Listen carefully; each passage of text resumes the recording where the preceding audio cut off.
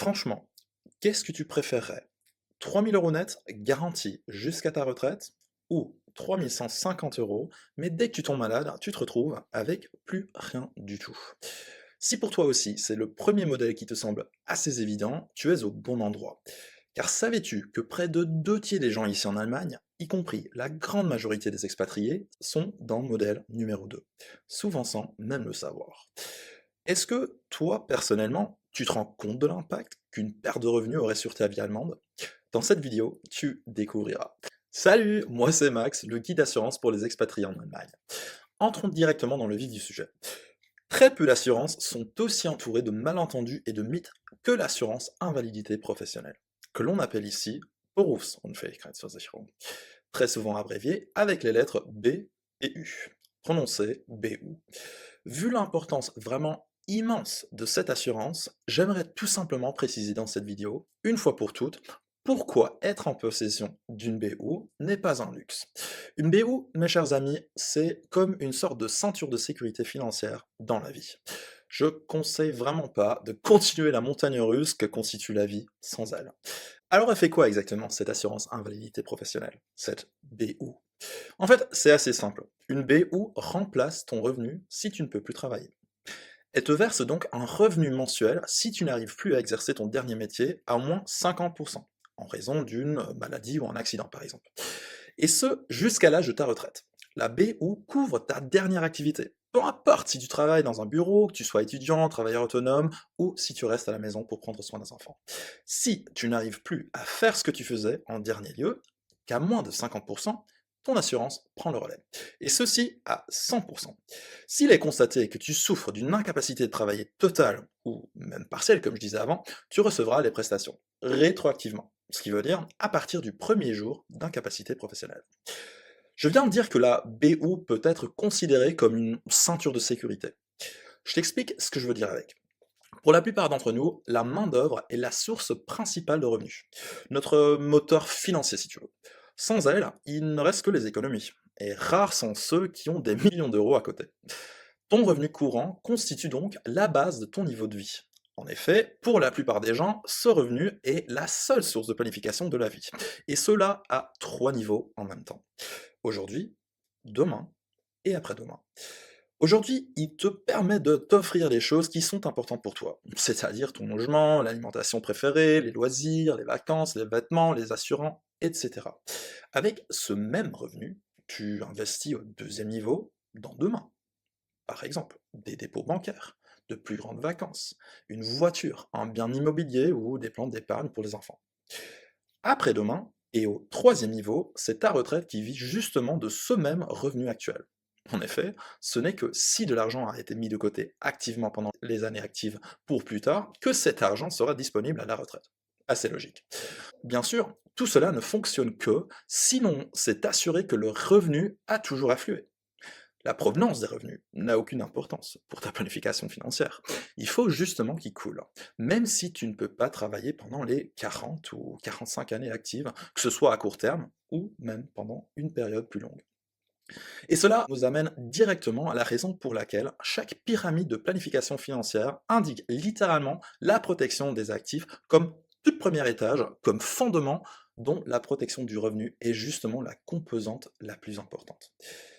Oui, Max, mais l'Allemagne est quand même connue mondialement comme pays social. Je dois sûrement être protégé par l'État, n'est-ce pas? Ben, voyons ce qu'il en est. Si tu es employé et membre de l'assurance maladie publique, la GKV en Allemagne, comme la plupart des gens, tu dois t'attendre à recevoir à peu près 75% de ton salaire net après 6 semaines d'incapacité de travailler. Pour un salaire de 3 000 € par exemple, cela signifie par exemple un déficit d'environ 750 € dans le budget du ménage. Sans économie de côté, cela peut déjà impliquer des graves difficultés à court ou mi-terme, je dirais. Toutefois, après 62 semaines au max, l'assurance maladie publique arrête les paiements. Genre, là, on retombe à zéro. La prochaine et dernière bouée de sauvetage potentielle est ce que l'on appelle la Erwerbsunfähigkeitsrente, une sorte de pension d'invalidité professionnelle de l'État. Cependant, tu n'y as droit qu'après de nombreuses années de cotisation obligatoire à l'assurance retraite publique. Pour beaucoup d'expatriés, cette option n'existe donc pas, ou au moins pas au début. Et même après avoir rempli cette période d'attente, la prestation moyenne de cette pension est d'environ 500 à 1000 euros par mois. Pour la plupart, cela ne suffit même pas pour couvrir les coûts fixes. Dernièrement, il faut y ajouter qu'en plus, cette dernière bouée de sauvetage n'est accordée que si tu ne peux être renvoyé à n'importe quel autre travail. En résumé, on peut conclure ce qui suit. La perte de la capacité à travailler et donc de la source principale de revenus peut entraîner des défis financiers massifs en très peu de temps. Ceux qui comptent uniquement sur l'aide de l'État ne risquent pas seulement leur sécurité financière, mais aussi leur chance de réaliser leurs rêves personnels, ainsi que les projets d'avenir. Tu te demandes peut-être dans quel cas tu n'aurais pas besoin d'une BU. Eh bien, je dirais, si tu as la valeur résiduelle de ta main-d'œuvre de côté, tu n'as pas forcément besoin d'une BU. Je peux te montrer comment tu peux la calculer. Si à 30 ans, tu gagnes le salaire moyen en allemand actuel de 4187 euros brut par mois, alors ta main-d'œuvre, calculée sur 37 ans jusqu'à l'âge de la retraite et corrigée de l'inflation de 2% par an, vaut plus de 2,7 millions d'euros. Pour simplifier, j'ai pas tenu compte de l'échelle de carrière. Inversement, bien évidemment, cela pourrait être la somme qu'une compagnie d'assurance paierait à une personne de 30 ans en cas d'invalidité professionnelle permanente de moins de 50%. Par exemple, après un accident vasculaire cérébral. Avec cet exemple, j'espère que tu comprendras que la plupart des gens ne peuvent tout simplement pas se permettre une incapacité professionnelle sans assurance. En outre, il est important de noter que l'arrêt permanent de l'activité professionnelle signifie, bien évidemment, qu'il n'y a plus de cotisation à l'assurance retraite publique. Cela signifie que la pension d'invalidité, c'est-à-dire le montant que la compagnie d'assurance te verse en cas d'invalidité professionnelle, doit également servir à 100% à la prévoyance vieillesse privée. En fin de compte, ce n'est pas aux chiffres que je m'intéresse, mais à ce qui se cache derrière ces millions, à ce qui est émotionnellement lié à l'argent pour chacun d'entre nous. Il ne s'agit pas de quelques millions en plus. Au final, il s'agit de l'argent avec lequel nous comptons tous et imaginons notre avenir. Il s'agit donc de préserver notre liberté de pouvoir organiser notre vie comme nous le souhaitons, c'est-à-dire notre propre logement, notre propre alimentation, nos loisirs, nos vacances, ce que nous pouvons offrir à nos enfants et bien sûr aussi notre propre niveau de vie. C'est clair, tout le monde survivrait avec par exemple 1000 euros par mois, même à long terme. Mais pour moi, franchement, il est clair que je ne peux et je ne veux pas m'imaginer vivre des années, voire une vie entière dans le renoncement, tout simplement. Pour vrai, j'ai tout simplement trop de rêves pour cela. Après avoir compris à quel point les conséquences d'une incapacité de travail peuvent être graves et que la protection de la part de l'État est hyper limitée, ben, on comprendra à 100% que la Verbraucherzentrale en Allemagne, donc l'association de consommateurs allemande, classe la BU comme l'une des trois assurances les plus importantes, avec l'assurance maladie et l'assurance responsabilité civile privée. Du coup, l'assurance maladie est obligatoire. Tout le monde l'a, heureusement. Selon le GDV, 83% des ménages et 73% des célibataires ont une assurance responsabilité civile privée. Un déficit quand même de 17 ou 27% respectivement, ça c'est clair, car un dommage en responsabilité civile peut s'élever à plusieurs milliers, voire millions d'euros. Et qu'en est-il de la BU, la troisième assurance existentielle, dont tous les centres consommateurs s'accordent à dire que tout le monde en a besoin? Ben, le chiffre s'affiche à environ 63%. Mais malheureusement, du mauvais côté des statistiques. Près de 63% des personnes actives de plus de 15 ans en Allemagne n'ont pas d'assurance invalidité professionnelle. Il est évident qu'un courtier d'assurance comme moi se pose la question: comment est-ce possible? Il y a quelques raisons qui me viennent à l'esprit. La raison numéro 1 me semble être un manque de conscience de la menace réelle que représente une incapacité de travail. Nous en venons directement à la raison pour laquelle je fais et je publie aussi des vidéos comme celle-ci. Deuxièmement, j'ai constaté que la plupart des gens ne peuvent pas imaginer perdre un jour leur capacité à travailler. Eh bien, tout d'abord, pour rappel, on considère que l'on est en incapacité professionnelle si, à long terme, on ne peut plus exercer sa dernière activité professionnelle qu'à la moitié, au moins.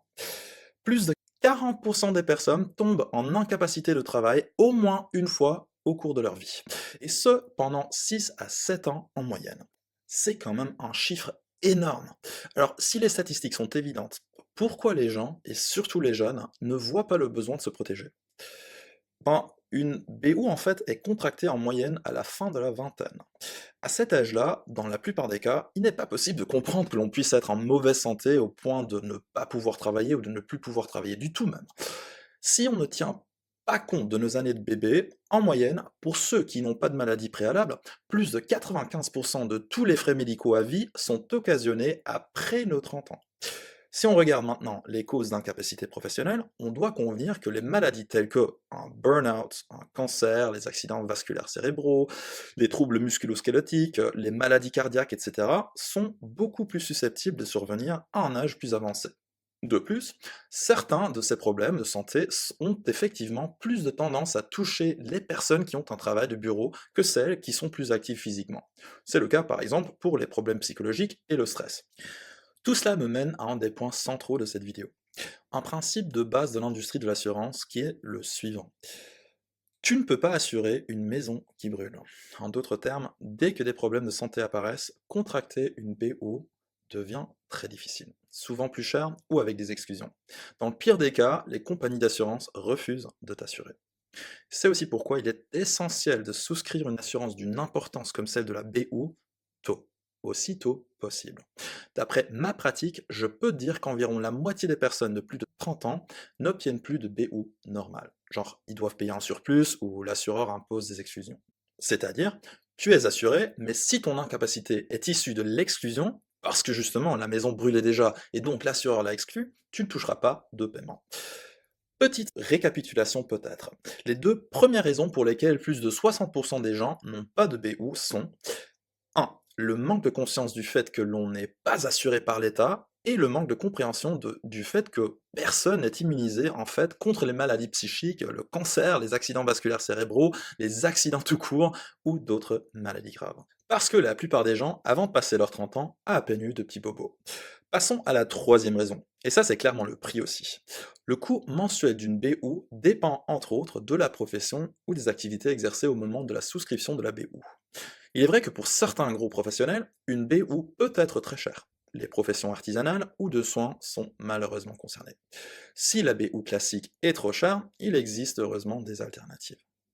La plupart des personnes qui commencent à l'âge de 30 ans peuvent contracter une tranche de 1 000 € assurée jusqu'à 67 ans pour un montant entre 30 et 60 € par mois environ. Si tu veux assurer 2 000, 3 000 ou même 4 000 €, cela fait déjà une bonne somme, c'est sûr. Rappelons que 4 000 € de 30 à 67 ans correspondent à plus de 2,5 millions d'euros.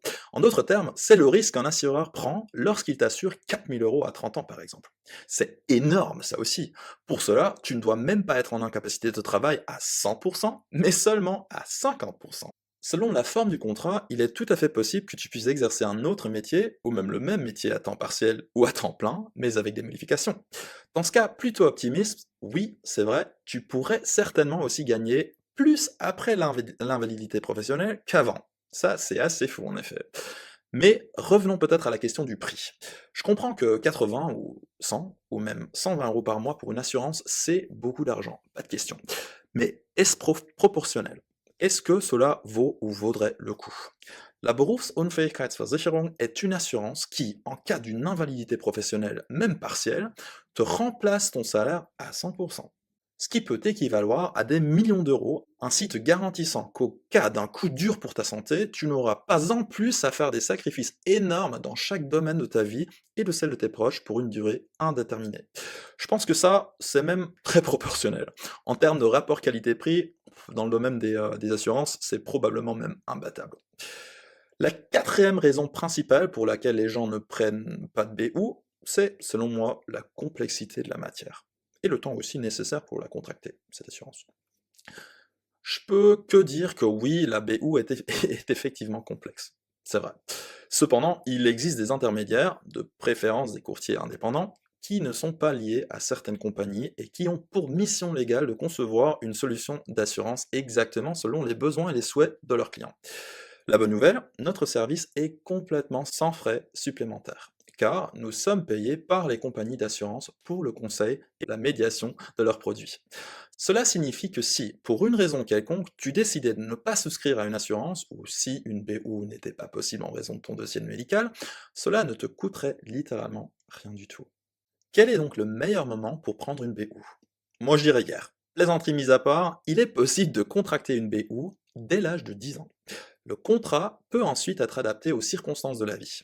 Il existe même des assurances spéciales pour les bébés qui leur garantissent la possibilité de transformer le contrat en une BU plus tard. Ainsi, non seulement l'existence financière de l'enfant est assurée dès maintenant, mais en même temps, la main-d'œuvre et donc le futur revenu est assuré dans tous les cas, et souvent à des conditions avantageuses, sans restriction et sans supplément. À mon avis, c'est vraiment l'un des cadeaux les plus précieux que l'on puisse faire à un enfant ou à un adolescent. Pour finir, j'ai des nouvelles assez merveilleuses par rapport au sujet, car la BU en général sera moins chère pour tout le monde à partir de janvier 2025. Yes, en effet, c'est parce que le taux d'intérêt maximum sera augmenté de 0,25 à 1%. En d'autres termes, une somme plus grande assurée pour moins d'argent. Enfin, j'espère que j'ai pu te montrer à quel point il est important de protéger son revenu, sa main-d'œuvre, ici en Allemagne. Si tu es d'avis que ce serait peut-être pas une mauvaise idée de t'en occuper toi-même, ben, je t'invite sincèrement de tout simplement en parler. Je te montrerai tes options sans engagement, gratuitement et en français, ou une autre langue si tu préfères. Mon but, c'est d'arriver à ce que tu comprennes les assurances que tu as, et plus généralement, que les expatriés ici en Allemagne reçoivent le service et les explications qu'ils méritent. Merci d'avoir regardé et à la prochaine fois. Ton Max for Sure.